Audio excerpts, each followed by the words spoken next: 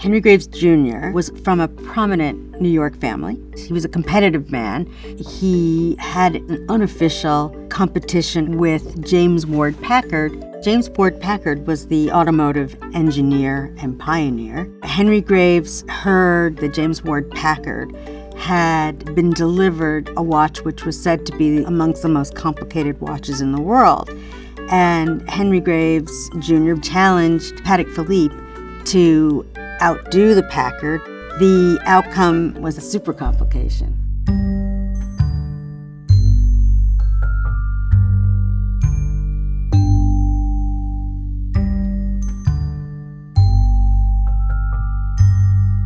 The Supercomplication combines 24 complications that had never been combined in the same watch. I think there are two complications that really stand out. The first is that on one side of the dial, you see the night sky of New York. And this is the night sky that Henry Graves Jr. himself would have seen from his home in New York City. The second complication that is so significant is that of the Westminster chimes.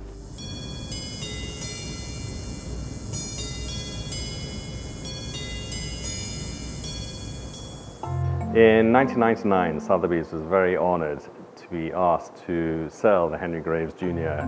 Supercomplication. As part of the Time Museum, it achieved a staggering sum of $11 million US. That is still the world record for any watch. We even know so much more about it now. We have documentation that we didn't have before that gives the information of how it was being sent to the United States, the precautions that they were taking, instructions on how to wind the watch, how to set the watch.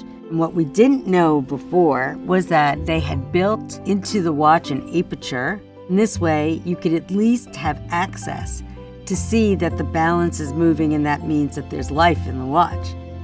To be able to constantly discover new information about it, you realize just how important it is.